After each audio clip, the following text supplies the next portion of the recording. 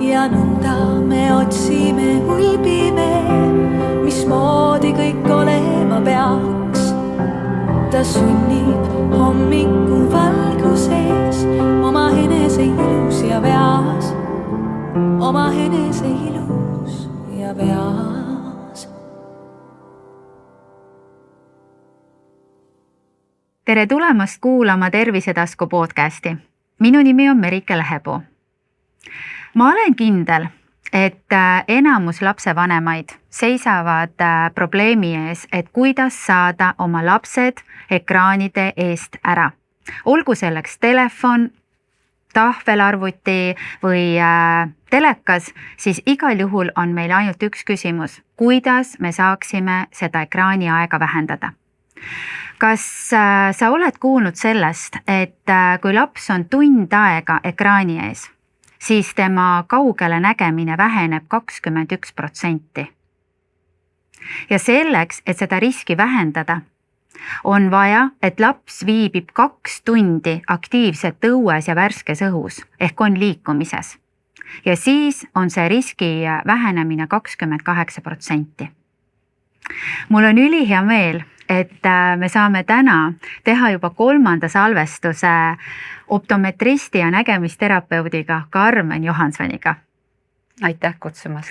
Et need teemad, millest me oleme rääkinud üldiselt nägemisest, sportnägemisest ja nüüd tänases saates me pöörame väga olulise tähelepanu ja rõhu laste nägemisele. Karmen, ütle mulle, kuidas saada siis need lapsed sealt ekraani eest ära? Merike, see on väga sagedane küsimus, et kui palju mu laps võib olla ekraanide ees või ekraanide taga ja mida siis teha nende lastega, et sealt ekraanide tagant nad ära saada. Et ega ma oskan ainult soovitada seda, et muu tegevus ja hea, kui see oleks aktiivne tegevus ehk erinevad treeningud, kus lapse areng ja treening on see, mis aitab tegelikult lihast tugevdada ja kõik need tema ealised, kes nii-öelda viibivad rohkem ekraanide taga ja liiguvad vähe, siis probleemid hiljem tema tervisega ilmnevad varem. Ehk see, mida me täna lastega teeme, mõjutab last täiskasvanud eas. Et seepärast on see laste nägemise kohta ka rääkimine ülioluline. Ja kas ma saan õigesti aru, et tegelikult lapse käitumisprobleemid võivad tulla sellest, et probleem on hoopis nägemises? On. Seda on küll olnud, jah. Mulle tundub see üsna loogiline sellepärast, et kui ma täna saan öelda seda, et ma olen ise Karmeni juures ära käinud ja käisime seal ka 9-aastase pojaga ja sain teada ka, et on vaja siis silmi treenida rohkem, et siis toimuks, kuidas see targas keeles on siis öelda, et nägemine oleks siis rohkem fokusseeritud. Rohkem fokusseeritud, silmad liiguksid täpsemalt, et ei tekiks silmades pingetunnet, väsimust, peavalu ja ka sellist silmade kihelust või me nimetame seda nagu kuiva silma tunne. Just, sest tegelikult miks mina sinu juurde tahtsin tulla, oli just see, et koolis väga tihti oli seda, et laps ütles, et pea valutab. Ja kui ma hakkasin sellele tähelepanu pöörama, et mis on see põhjus, siis oligi see, et kas oli olnud lugemine, kas oli matemaatika tekstülesanne, mis nõuab seda pingutust. Ja täna, kui ma seda tean, see kõlab suht loogiliselt, aga esimese asjana on ikkagi see, et kas sa ei taha, sulle ei meeldi, sa ei viitsi, et oledki selline, et tahad hästi palju igale poole minna, hoopis muid asju teha, et mitte õppida. Aga tegelikkuses on see üks hästi oluline koht hea kuulaja ka sulle, et kui su laps ei taha lugeda või on ta liiga püsimatu, et tal on nagu keeruline nagu sellele lugemisele pühenduda, siis ei ole asi selles, et laps ei viitsi ja ei taha, vaid tal on probleem hoopis silmadega. jah, ja see tavaliselt, et kui ütleme, lapse käitumises on juba muutused, siis see probleem on kestnud pikka aega. Et kui me täna nagu üldse räägime lapse nägemisest, et lapsed sünnivad, neil ütleme silmapikkus nagu vastab plusssilmale ehk silmapikkus ehk silmamuna on väike. Ja nüüd, kui see silm hakkab arenema, siis võt siin taga on lääts, et siin see lääts ehk samamoodi nii-öelda see sisemine lihas, mis läätse liigutab ehk laps hakkab vaatama erinevatele kaugustele, stimulatsioon, mis nii-öelda silma siselihastesse tuleb ja sellele pupillile, siis välimised lihased aitavad hoida silma stabiilsena, seda, mida laps vaatab. Ja kui nüüd laps vaatab valdavalt just väiksest peale ekraane, siis silmalihas nii-öelda läheb pingesse ja sealt edasi on see, et ta hakkab tundma, et on ebamugavustunne silmades, kui ta teeb midagi. Multikate vaatamisel, mis on nagu see, et multikad liiguvad, ehk silmad nagu kogu aeg, eks ole, vaatavad ekraani ja kui nüüd tekib see, et ma pean ühesõnaga, et siis laps peaks siis joonistama või lugema, et ta vaatab silmadega pliiatsi otsa või lugedes silmad peavad liikuma nii-öelda tekstil sõnalt sõnale ja laps ei suuda sel hetkel silmi joondada. Ta tunneb, et silmades on ebamugav, et ta hakkab kas sagedasti pilgutama või siis hakkab kuidagi, ma ei viitsi, et selline kehasendi muutus ja ta tunneb, et sihuke nagu jonnakus tuleb, eks ole, käitumisse. Või siis ongi see, et ma ei jaksa teha, nüüd ma olen teinud natukene seda, eks ole, et ta on nagu püsimatu. Ja vot see võib olla põhjus, et kui see lapse silma areng ja liigne koormus ekraanidega on tekitanudki silmades sellise suure pinge. Nii et nagu silmad ei ole saanud siis piisavalt liikuda ehk kaugele vaadata ja seal ka kehaline liikumine ehk tasakaal lastel, eks ole, et on nõrgem. Et need on nagu kõik sellised tegurid, et mis laste nägemist ja käitumist või siis käitumist läbinägemise mõjutavad. Jaa, kusjuures ma olen seda tähele pannud, et mina olen teinud testi läbi selle, et vaadanud, et kui kaua siis üks laps võib olla ekraanis, et kui teda mitte keelata. Ja ma tunnistan seda, et mul enne hakkas süda verd tilkuma sellepärast, et mõtlesingi, et see on võimatu. Ja tegelikkuses, kuna tegemist on 9-aastase poisiga, siis ma jälgisin teda, kui ma ütlesin talle, et tead, et kas sa kuuled mind, kui ma sinuga räägin, sest me võime ju rääkida, aga nad ei kuule, kui nad on sinna klammerdunud. Ja seesama, mis sina just tegid, see liigutus tuletas mulle selle meelde, et ta tuli ära miskus ja ta hakkas tegema nii.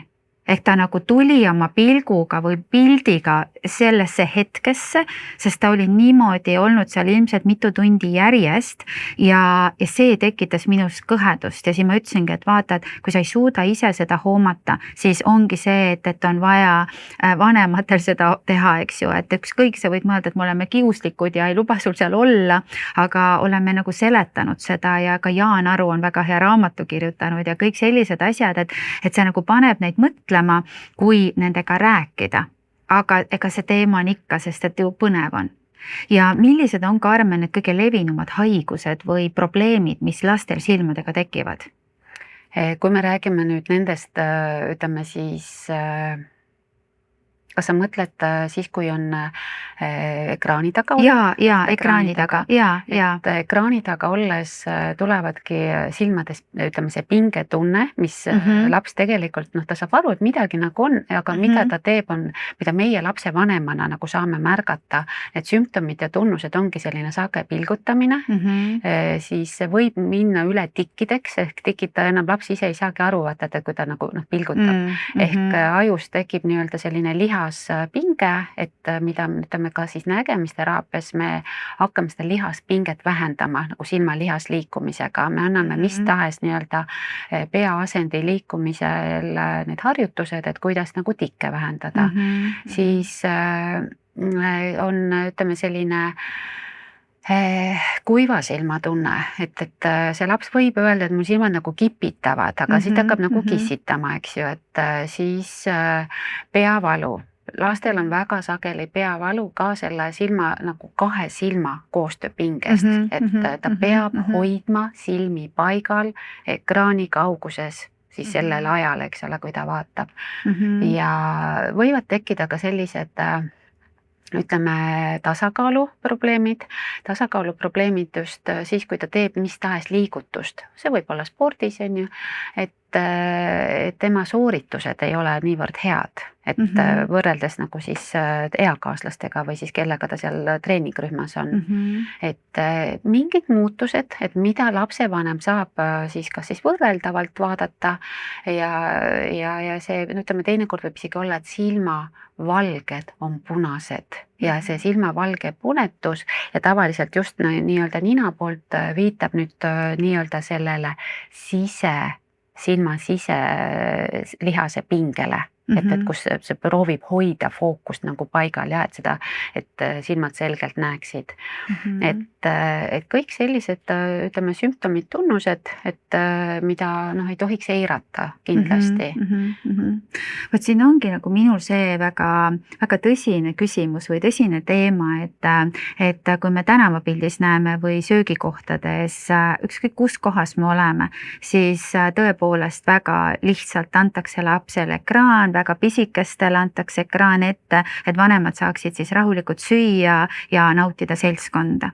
Kuid minul on see küsimus, et kas me tegelikult vanematena oleme valmis, jaksame, tahame pärast nende probleemidega tegeleda, mis see ekraan võib põhjustada. Et kas või see protsendid, et 21 versus 28, et kas lapsed on nii palju siis selles värskes õhus ja liikumises, et see on see koht, kus ka mina ise endale tuletan meelde, et seda on vaja jälgida ja sellest on vaja rääkida. Aga ütle, mis asi on selline haigus nagu müoopia? No pigem on, ütleme, see muutus nägemises, et see isegi, ma ei nimetaks seda haiguseks. Muutus nägemises, okei. Et see on see, kui kaugele nägemine läheb uduseks. Ja see nüüd on selline, ütleme, progresseeruv, ehk kus lastele tuleb aina rohkem prille, et kui 30 aastat tagasi võrdleme seda tänase ajaga, siis tänapäeva lastel see suhtarv on 30% rohkem prille, kui võrreldes siis 30 aastat tagasi. Ja nad, ütleme, teadlased siis on jälginud seda tendentsi, et kus siis, ütleme, selle 25 aasta pärast arvatakse, et 50% on juba siis noortest prillikandjad. Ja see tähendabki seda, et see kaugele nägemise selgus, eks ole, et mida varem see lapsel ilmneb, laps kasvab, seda tugevamaks see hägune nägemine läheb. Ehk mis on see probleem? Selles suhtes on see väga hea küsimus, see on väga suur probleem, et on müüte, kus arvatakse, et kui prilli kannad, et siis see teeb nägemise nõrgemaks. Aga kujuta sa nüüd ette, et kui sa prilli ei kanna, kui kaugele sa näed selgelt, eks. Laps ei ütle, et ma näen, eks ole, uduselt. Lihtsalt ta juhindub lapsevanema nii-öelda siis valikutest, eks ole, et ära kanna prille, et muidu sa rikud veelgi nägemist. Aga tegelikkuses toimub hoopis see, et mitte prilli kandmisega sa nõrgestad nägemist, sest sul on 2 silma ja see 2 silma pildi nägemine, sul on vaja vaadata kaugele lähedale, et need silmad saaks kogu aeg stimulatsiooni ja sealt see stimulatsioon aitab lihaskonda, see nägemine, see on üks kogu nii-öelda lihassüsteem ehk nägemissüsteem, koosneb mitmetest erinevatest lihastest ja kudedest silmas ja see stimulatsioon, mis meil nagu ajus toimub, see on nagu hästi oluline, et seda me saame peatada, kui me teeme tegelikult õigeid valikuid ja see spetsialistide abiga. Täna müoopiat on võimalik ravida, laste puhul kasutatakse atropiin silmatilgad, need on need, mis silmapupilli laiendavad, lõdvestavad need lihased, siselihased ja see siselihaste lõdvendamisega püütakse silmapikkust ja silmaläätse neid mehhanisme kuidagi parlanksi saada, eks ju. Ja siis on olemas veel on selline uudsem lahendus, on ortokeratoläätsed, mida pannakse ööseks silma peale, ehk kui silm läheb kinni, siis lääts jääbki nii-öelda selle silmalaua alla ja see siis siukse väikse pressinguga vajutab siia silmasarvkesta peale ja seda ütleme võimalust kasutatakse selleks, kes tahaks ilma prillideta näha päeval hästi.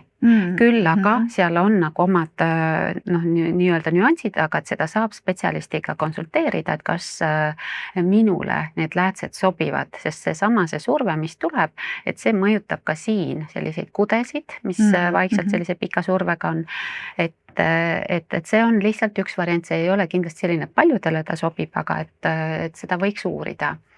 Ja siis on muidugi olemas prillid, kontaktläätsed, et mida see müoopia puhul kasutatakse ja ma ütleks, et kõige turvalisem, mis on minu kogemus praegu näidanud selle müoopia puhul, et mis on müoopia ja kuidas me saaksime seda peatada, on nii-öelda õige prilli korrektsioon vastavalt sellele, kuidas see vajadus on.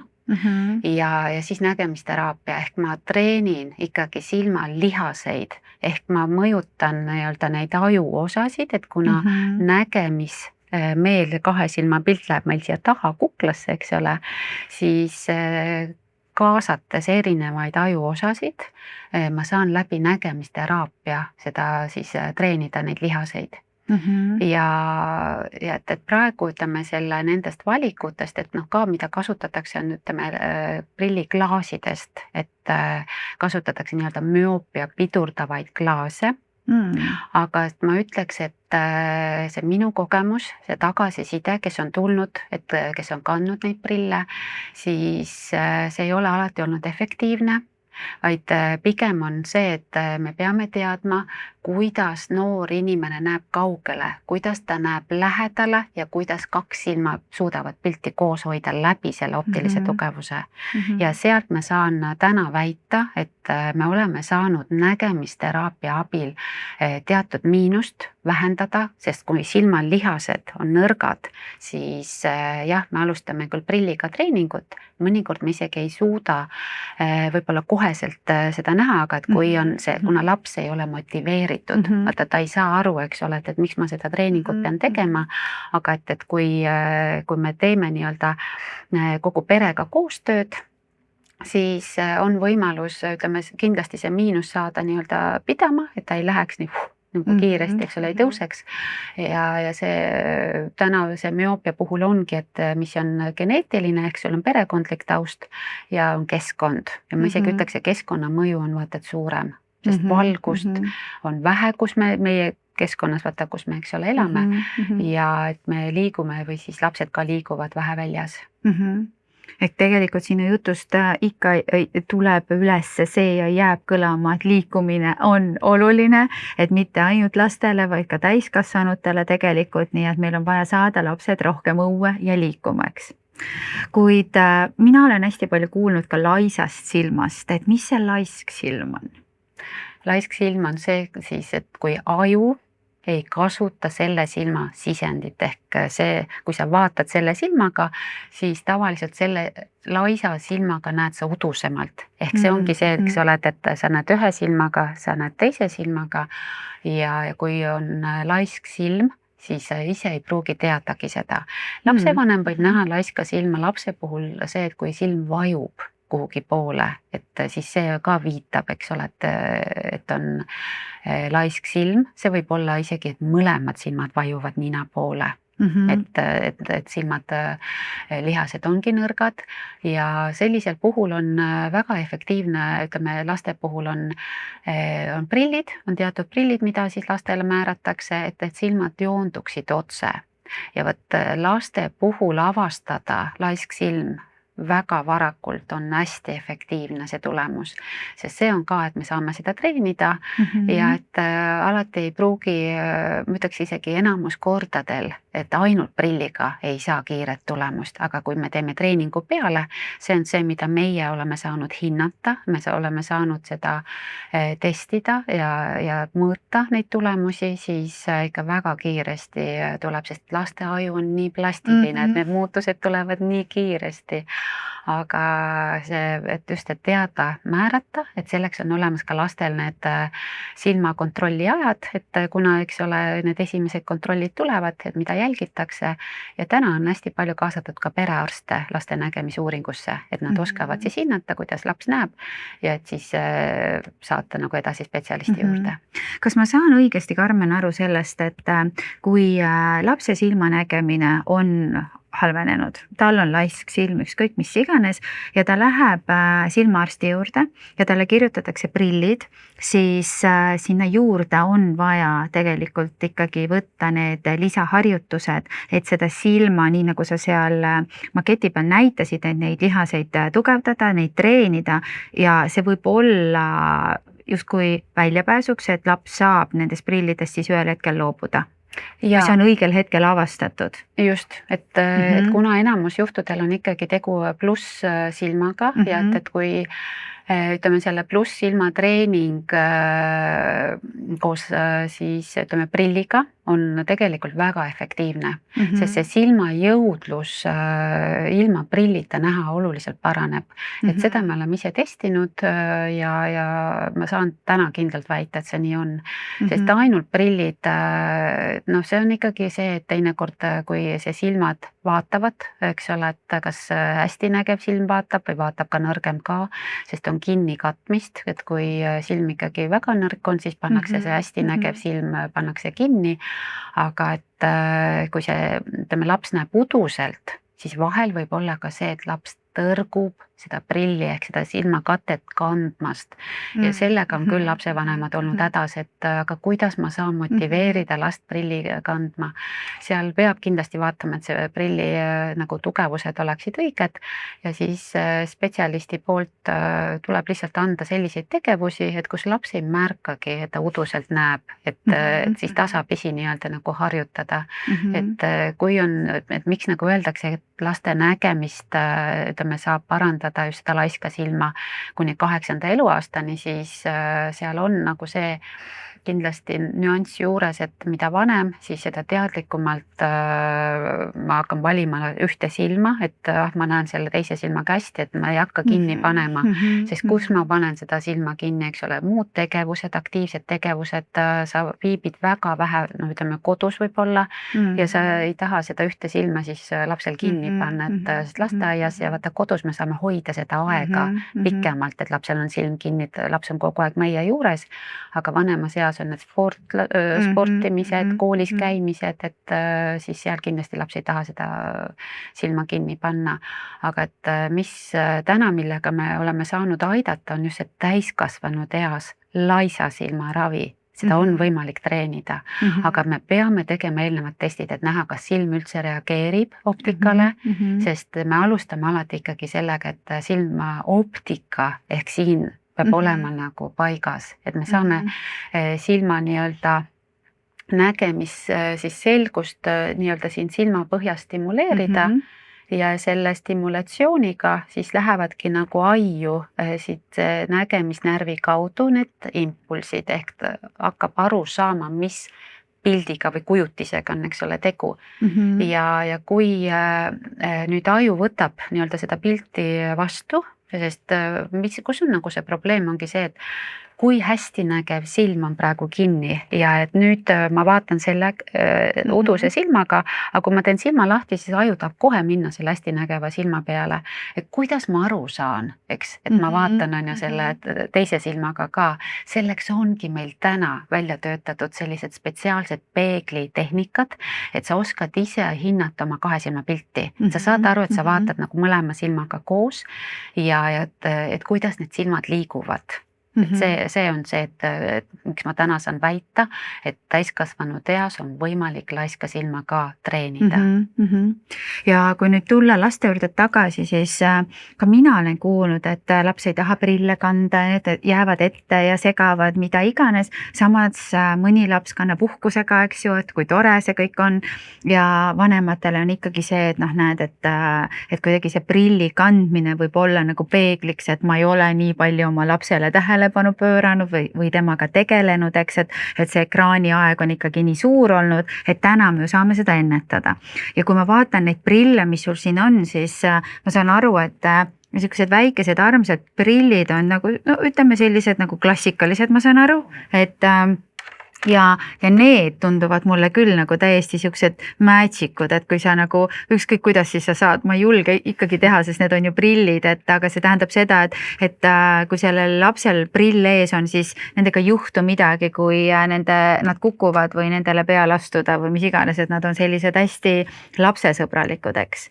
Ja kui sa rääkisid sellest, et kuidas saada lapsed treeningutele, siis silmatreeningutele ma võin nii öelda, siis üks väga uus asi on ju siin ka täielikult olemas, mida ma kujutan ette, et enamus lapsi juba teab, on virtuaalreaalsus, eks ju, kus me viibime ja kus me tahaks nad ära nagu tuua, on ju, et kas siis on prillid peas või mitte, aga jah, väga paljud ju mängivad igasuguseid mänge ja ongi virtuaalprillid peas, aga Karmen, mis virtuaalprillid sul siin laua peal on? Ja mul on väga hea meel rääkida sellest, et me teeme koostööd Rootsi teadlastega, kelle abil siis on välja töötatud selline programm, et kus igal lapsel siis on oma nii-öelda see programm, mida ta on eelnevalt siis läbi testide näha, et eks ole, et missugune tema silmade tulemus, siis ta saab siia teatud ülesanded ja läbi siis nende prillide ehk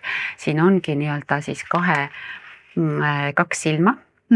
Et mõlemale silmale tuleb siis siia ette oma pilt, ühesõnaga, et siis ühesõnaga see tehnika käib selliselt, et treenitakse mõlema silma pilti, et ja mida meie nagu lisaks pakume, ütleme siis nägemistreeningus ongi see lisaks tasakaal.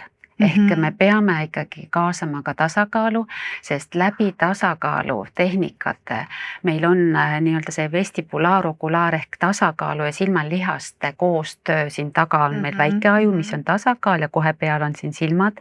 Et kui me läbi nende tehnikate anname silmadele sellise erineva nurga all liikumise, siis silmad joonduvad vaata paremini. Meil on need samamoodi puna-roheprillid on ees, et kuidas me nagu treenime kas laiska silma või laste silmade äravajumist või lugemisraskuseid või ATH-d, eks, et me saame kõike seda täna treenida. Et see on see, mille üle ma olen tõesti väga uhke, et Eestis on selline võimalus Baltikumis ainsana. Nii tore. Ja mul on selline tunne, et kui kuidagi neid lapsi motiveerida, siis kindlasti need virtuaalreaalsuse prillid aitavad kaasa, et silmanägemist parandada ja saada see korda enne, kui on hilja. Et seda enam, et kui lastele meeldivad sellised asjad.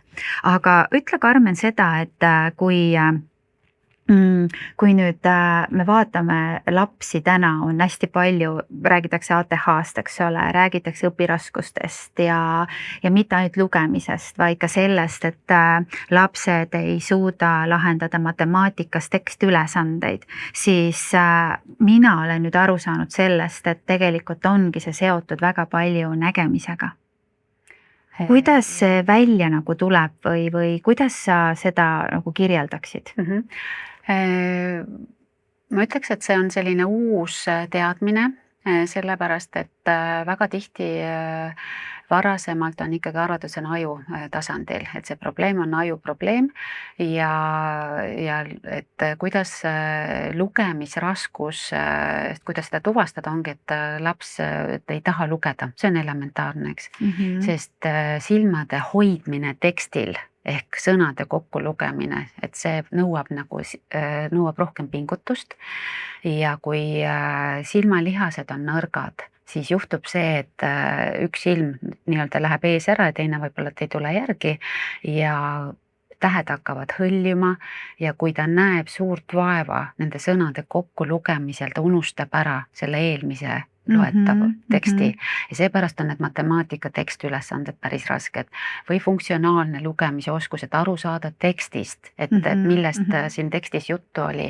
et see kahe silma koos vaatamine, need nägemisteljed peavad täpselt ühtima, et mida sa loed, kuidas sa aru sellest tekstist saad, eks ole, ja jutustamine, et nad jutustada, et ja see ongi see, et mida, kui rääkida lugemisraskustega lastest, siis nendele ei sobi tempo ehk kiirus, nendele ei sobi see, et tule kõva häälega lugema, et seesama see hirm, mida nad tunnevad teiste ees, et ma tean, et see on mul, eks ole, nõrk koht ja nüüd ma pean seda veel näitama, eks ju, et eriti veel tundlikus eas ka, et seepärast ütleme ka need ATH-d ja see tähelepanuhäire, see ongi see, et kui mina täna sinuga siin vesteldes vaatan sulle otsa, me räägime, ma suudan hoida enda nägemist, mul on mugav sulle otsa vaadata, aga et on neid, kellel silmad ei tee koostööd, nad ei saa otsa vaadata, siis nad vaatavad kuskile vahepeal maha, et vahepeal jälle siis otsa, eks ole, siis jälle maha, sest see näitabki seda, et ma ei suuda hoida kahe silma pilti koos.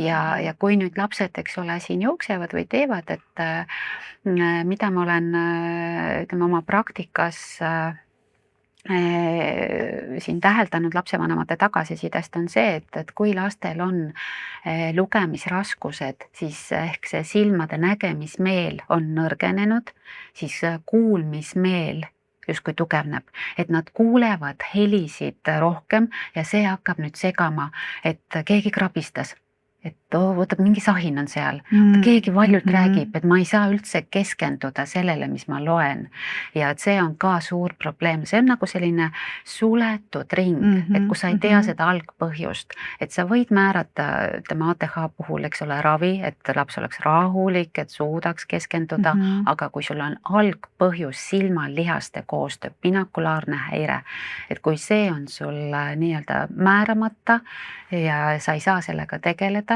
teadlikult, siis me ei saa ka tegelikult seda last aidata. Ja samas ma saan aru nagu sellest, et kui me jälgime lapsi, siis tegelikult me saaksime väga palju neid aidata, kui me hakkame kuskilt peale, et me tulemegi, käime silmaarstil ja siis me jõuame nägemisterapeudi juurde ja perearst aitab ja kõik on ju täiesti loogiline, et kui me ainult vaevuks seda tegelikult tegema ja samas on see, et kui me saame näiteks nende prillidega lapsi panna silmalihaseid treenima, siis see on tegelikult ju tulevikuks väga-väga suur kingitus nendele endale, eks ole, et seda pühendumist siis harjutada, et palun siis ole ja treeni ja vaata, et mis ja kuidas sa saad seda teha, sest mulle meenuvad nagu hetked oma kooliajast ja ka praegust ütleme, et kui minul läheb poja nüüd 3. klassi, et seal on ka ju see, et nad vahetavad neid kohti, eks ju. Aga kas see sõltub ka sellest, et kus pool klassis laps istub, et kus kohas tema keskendumisvõime nägemine on parem. Et me enne nagu natukene rääkisime sellest, sellepärast ma oskan seda küsimust küsida, et ka lastel, hoolimata sellest, kui väiksed nad on, saan mina aru, et neil on olemas oma juhtsilm. Just. Et ütleme laste puhul, et kui lastel klassiruumis on selline kaares istumine, osad istuvad, eks ole, siukse nurgaga, et natukene nagu vaatab peaga sinna, see ei ole hea lahendus, et sest sa ei tea, missugune, kas või see sama juhtsilma järgi, sest juhtsilm on see, mis joondab sinu nägemisselgust. Ehk teine silm on see, mis aitab sul nagu nii-öelda sügavustaju hinnata ja siis mõlema silmaga tajud vaatevälja, ka see selgus, pluss veel muidugi ma ei räägi see, mis kaelapinged tulevad, eks ole, et kui sa kogu aeg pead niimoodi selles asendis olema, aga ütleme klassiruumis oleks kindlasti oluline just see, et pigem otsevaade, sest ei ole mõeldav, et me hakkame laste juhtsilmasid siin määrama, eks ole, et kui sul on parem silm, juhtsilm, siis sa istud vasakul pool ja kui sul on vasak silm, juhtsilm, siis sa istud paremal pool, eks ole, et see peaasendi nagu liikumise järgi, aga et see nägemisselgus ja silmade liikumiskiirus just otsevaates, see on kõige efektiivsem, sest nii kui sa vaatad nagu külje pealt, siis siin on ka see, et tegelikult on palju raskem seda teksti tahvli pealt lugeda. Midagi. Et seda me kindlasti ei soovita. Või siis on nagu algklassides ka see, et algklassides kasutatakse harilikku pliiatsid selleks, et harjutada, et ei sodiks. Aga mis on nägemises oluline, on kontrast. Kui su nägemine on nõrk, siis sa näed oluliselt kehvemalt ja kui sa alles sinu käekiri nagu, et sa õpid seda tunnetama, siis tähted, et sa vaatad sinna pliiatsi otsa ja kui su silmad ei tee ka koostööd, siis see käekiri ongi lainetav. Et pigem ma soovitan ikkagi kasutada neid kontrastpliiatseid, ehk kas nad on siis vildikad, on kõige paremad ja vildikates, kui on vaja, siis vist on kustukummid, ma küll ei ole kursis tänapäeva võimalustega, aga et kunagi ma olen näinud, et on olnud kustukummid seal otsas, et kui on vaja, saab kustutada, aga ikkagi, et laps näeks seda joont, mida ta tõmbab. Sest teine asi on ka see, et kui lapsel on laisk silm, ehk tal on hästi nägev silm on kinni pandud, siis tema sooritused lasteaias on ka kehvemad, ehk ta ei näe selle silmaga nii hästi kui teised. Ja kui nüüd need, ütleme, sellised tööd pannakse võrdluseks kuskile stendile ja kui laps saab võrrelda oma hea nägeva või paremini nägeva silmaga tulemusi, siis see on ka, et kuidas meie täiskasvanud tahtmatult mõjutame seda tunnet. Laps ei ütle, et mulle ei meeldi, ta hakkab lihtsalt ütlema, ma ei viitsi, ma ei taha, mulle ei meeldi. Eks, et see on selline lapse see tujukus, eks ole, et kui sa küsisid, et kas nägemine võib mõjutada käitumist, see ongi see, et kui tema tulemusi võrreldakse paremini nägeva lapse tulemustega, siis sealt hakkabki see nii-öelda tagasi tõmbumine. Ja, aga ütle mulle, Karmen, kas sul on mingisuguseid selliseid nippe lapsevanematele, et kuidas saada lapsed paremini lugema? Lugemise puhul ütleme, et kindlasti on vaja teada, et kuidas laps näeb. See on punkt 1. Kuidas kahe silma koostöö on, see on, eks ole, punkt 2, et selle silmade väsimuses, et see ongi see, et mida me testime, üks on see, et sa näed lühiajaliselt, sa saad lugeda lühiajaliselt, aga pikalt ikkagi sa ei saa lugeda. Et sul see suutlikkus langeb ja et see sama asi tekibki, et ma ei mäleta, mis ma lugesin, eks. Ja siis ma ei taha lugeda, ma pigem vaatan filme, et jälle filmides, eks ole, silmad nii-öelda liiguvad, et mul on seda lihtsam vaadata, aga et jälle see väljendamise enese nagu, et ütleme, sõnade rohkus ja see ikkagi tuleb läbi lugemise, see intellektuaalsus ja tekstülesannete, matemaatika tekstülesannete lahendamine, eks ole, et seal samamoodi, et ikkagi on oluline nägemine ja et kui nüüd, et milliseid võtteid nagu kasutada laste puhul, et siis ma olen isegi soovitanud sellist bingo lugemist.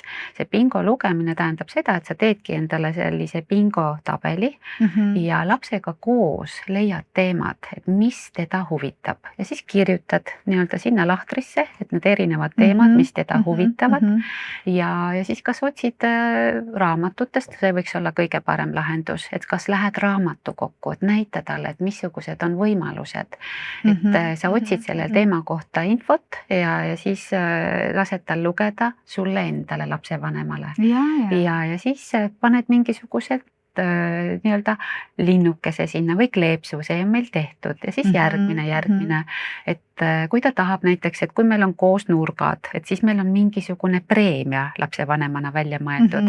Me teame diagonaalid, eks ole, või siis sa mängid, et hoopis üks rida. Et see on täiesti selline fantaasia, et aga see bingo lugemine on olnud küll, ütleme, lastele meeldib, et just see, et ma saan midagi, mingit tulemust ja see põnevus, et kust ma saan seda infot ja julgelt kasutada raamatukogusid. Nad ei pea olema nii, et ma lähen, eks ole, oma raamaturiiulis ei ole, nüüd ma lähen arvutisse, on ju, et võtan ekraani, pigem mine raamatukokku lapsega koos ja see oleks selline nii-öelda kõik on õnnelikud.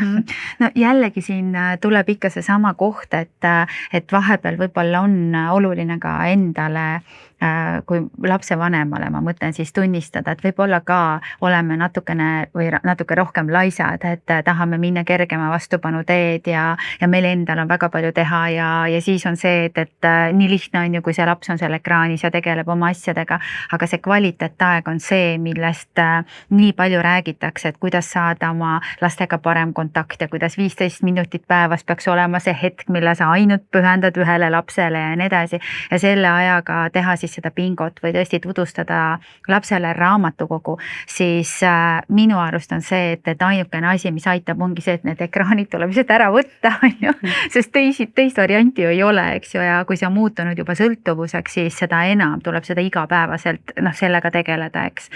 Kuid ma tean seda, et silmade jaoks on hästi oluline ka valgus, et kuidas seda valgust nii-öelda siis valgust nagu lugemisel või üldse vaatamisel, kuidas ja mida seal märgata? Me teame, et pane tuli põlema, siis need paremini lugeda, eks ju, et mina omas vanuses saan seda öelda, et paned nagu telefonist valguse, ma näen menüüd lugeda, on ju, kui kuskil oled õues, aga lihtsalt see on nagu see koht, mis sageli on see, et me ikkagi ei ole nagu nii valges, et hakkan kohe kissitama ise ka, et mis sa soovitad selle valgusega teha? Valgus on ülioluline nägemise jaoks ja nägemise arengu jaoks samamoodi.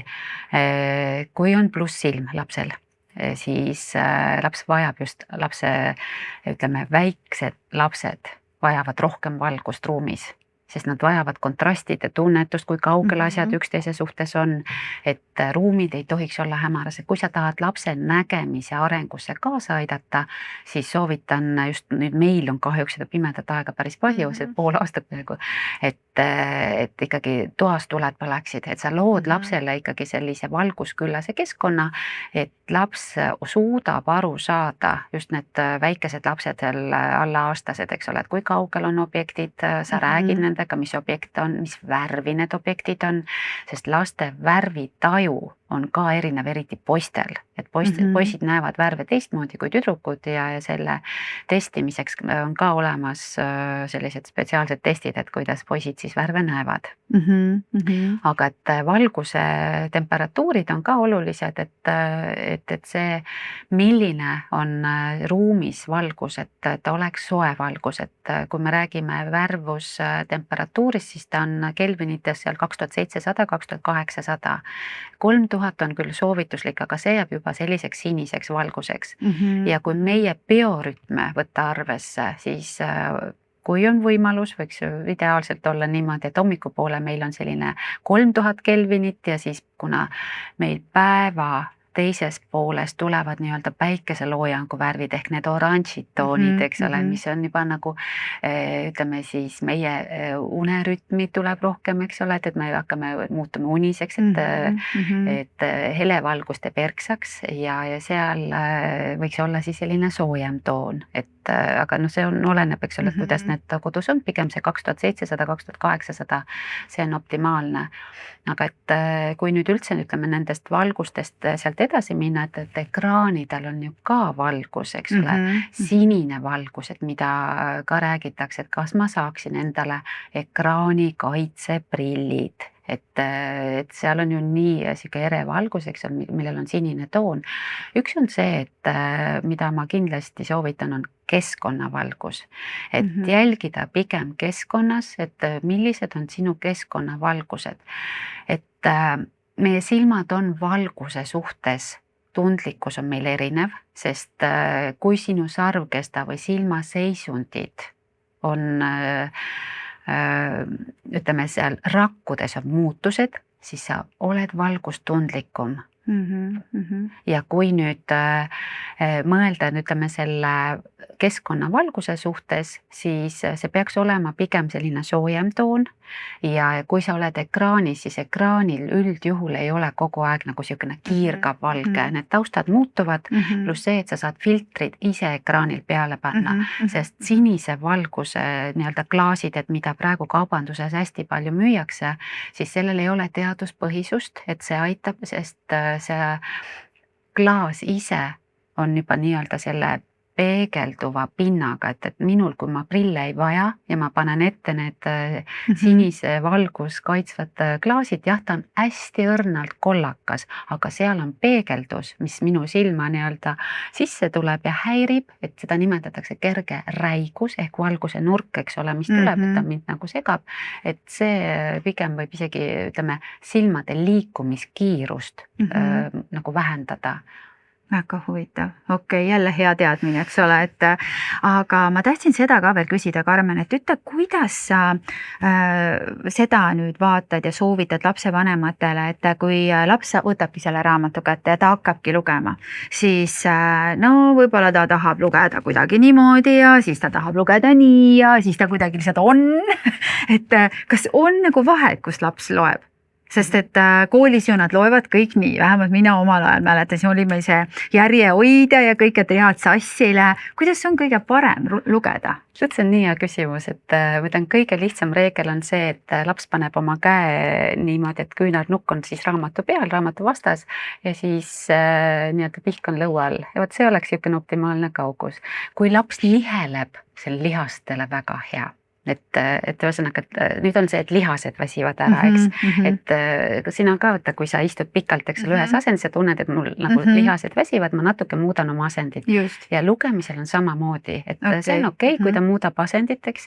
Aga et mis, ütleme, et võib-olla soovitus oleks see, et kui nad tahavad võtta pikali lugeda, eks, et see raamat on nii-öelda sellises asendis, siis vahel võib olla, et silmalihas, ühe silmalihas on nõrgem, et siis ta võib öelda, et niipidi ma saan paremini lugeda kui niipidi, eks ole, et siis seal oleks jälle hea, et laps oskaks seda väljendada või lapsevanem saaks küsida, et kas sul on niimoodi mõlemad pidi nagu ühtemoodi sarnane tunne lugemisel, et ja et see, et kui ta loeb liiga lähedalt ja kui ta kogu aeg liiga lähedalt loeb, siis see tegelikult, see on sama nagu ekraani vaatamine, et see silmalihased vaata, et nagu nii-öelda pööravad rohkem siia sissepoole, et nad on hästi pikalt selles asendis. Ehk ühed lihased siis lähevad pingesse ja teised lihased justkui nõrgenevad, et nad ei suuda siis silma nagu pöörata väljapoole. Ehk see tähendab seda, et kui meil on lugemisel või ekraanide taga töötamisel soovituslik see,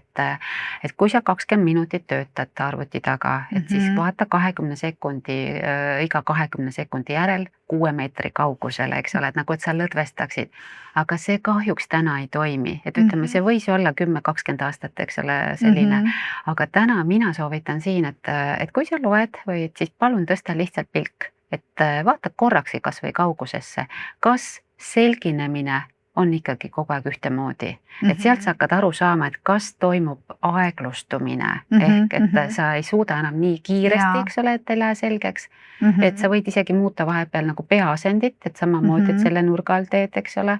Või siis, kui sa loed näiteks siit on ju, ja siis vaatad samamoodi, et nagu sellise nurga all, et lihtsalt hinnata, et kas see, kui peaasendit muudad, et kas sul see nüüd silmade joondus, et kas siin on ka nagu ühtemoodi selginemine. Et see on nagu kõige efektiivsem. Ja seda saavad ju lapsevanemad tegelikult ju lastele ilusasti küsida ju nende käest või kas või nende kõrval natukene olla, kui lapsed loevad, et vaata nüüd ettepoole, et kuidas sul see tunne on, eks. Et minule tundub see nagu väga normaalne. Ja ma tahtsin veel ühte asja küsida, Karmen, et ma tean seda, et sageli on ju see, et kui me ärkame üles, siis kui täiskasvanud seda teevad, siis mina arvan, et seda teevad ka lapsed, ehk siis esimene asi on see, et haaratakse selle ekraani järele. Ütle, kas on kuskil uuritud või on seda kuidagi, on sul soovitusi lihtsalt lähtuvalt oma praktikast, et mis ajahetkel on silm valmis vaatama seda eredat ekraani, kui sa ärkad hommikul ülesse? Mida noorem, seda kiiremini, sest need muutused, silmaläätsesed, kui lähedalt, eks ole, selgelt näed, see tuleb kuskil 40-50 aastaselt. Vaat siis sul hakkab see, et sul käsi läheb kaugemale. Lapsed näevad väga lähedalt, väga selgelt. Et kui laps toob sulle mingi asja, et emme vaata, okei. Et see näitabki seda, et tema saab aru, et sina näed ka sama hästi, eks ole, lähedalt. Aga et nüüd laps saab aru, et ema enam ei näe. ja no see on mu enda kogemus olnud, eks, aga ma mõtlen seda, et kas see ekraan, kui sa ärkad üles ja sa kohe seda vaatad, et okei, on see laps või mis iganes, et kas see mingisugust sellist šokki ei põhjusta silmadele? Ekraanide valgus, et kui sa võtad hommikul selle ekraani, siis see on kohandatud selle keskkonna valgusega. Üldjuhul vaata, kui ruum on hämar, siis on ekraan ka hämar. Et see ei ole niimoodi, et on hästi eredoo, et see on nagu vanasti oli, eks ole, et sa pidid nii-öelda ise manuaalselt seda ekraani eredust muutma. Täna väga paljud noored kasutavad tumedat tausta, et see ongi see, et nad tunnevad niimoodi, on mul mugavam, aga seal on jälle see nii-öelda erksus ehk kontrasti taju, kui kiiresti su silmad siis loevad seda teksti. Et kui sa tahad nagu head kontrasti saada, siis ikkagi on must kiri ja kas helekollane taust või helesinine taust. Et siuke õrnalt sinine, et see parandab kontrasti. Et laste lugemisraskuste puhul on ka kasutatud erinevad nii-öelda filterkilesid, et kontrasti raamatust tõsta, aga see ei ole andnud sellist efektiivset tulemust, seal tuleb jälle välja selle kahe silma koostöö häire. Et seepärast ma ütlengi, et need ekraani valgus, et see ei ole selline, kuidas mu silm ehk pupill vaata reageerib, eks. Sest nii kui läheb valgeks, pupill peaks kokku tõmbama, aga kui su nüüd silmad on väga väsinud, on ju, siis sul on pilt udune, sa ei näe, eks ole, et seal lugeda, aga laste puhul ei ole vahet, sest lapsed näevad alati väga hästi, et lähedale. Ma tahtsingi küsida, et ka mina olen väga palju märganud seda, et pannakse see tume taust telefonile, ma proovisin seda, no minul ei sobinud see. Mina ikkagi tahan seda, et mul on nagu normaal, ehk see valge taust, eks, ja siis ma saan sealt paremini lugeda. Et kas seal on siis nagu see vahe või ei ole? Kontrast on siis, kui see must taust on, saan ma sinu jutust aru? Ei, just vastupidi. Vastupidi ikkagi? Just, et must kiri. Must kiri. Ja must kiri ja et siis hele taust. Hele taust. Et see võib olla, ütleme pigem see tumeda tausta eelistus ongi see valgustundlikkus silmades, et see pupilli meil nii-öelda aitab, siis on siuke sulgurlihas siin, et mis vastavalt valgusele ehk siin silma põhjast tulevad need impulsid, mis seda siis nii-öelda lihast käivitavad ja kui see on aeglane, ehk sul on järelikult silmalihased pinges, et siis see pupill reageerib aeglasemalt, kus sa võidki nagu tunda ja siis toimub see kissitamine. Sa püüad seda ava nagu väiksemaks teha ise, et sa näeksid paremini. Just.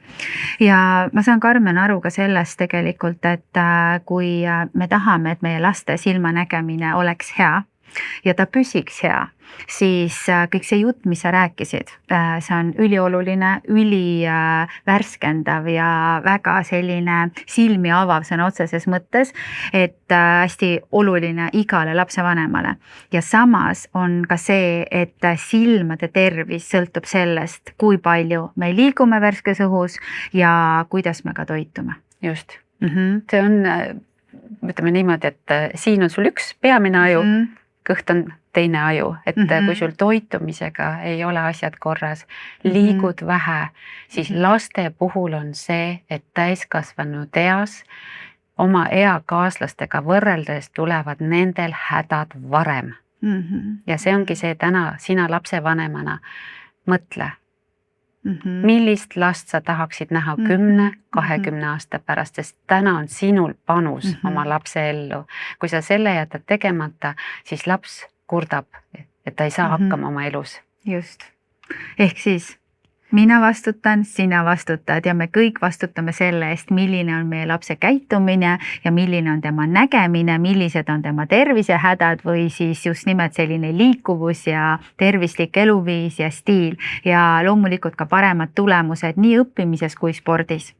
Seega, hea kuulaja, kui sa leidsid siit vähemalt ühe hea mõtte, mida sa saad oma lapsele edasi anda ja ka ellu rakendada, siis sa võid julgelt meiega seda jagada ja kindlasti vaata üle enda ja ka oma lapse silmad ja pöördu koheselt, kui sa märkad mingisugustki kõrvalekallet, sest nii nagu Karmen ütles, et millisena me tahame oma last 20 aasta pärast näha, see sõltub ikka ainult meist, sest meie vastutame oma laste eest.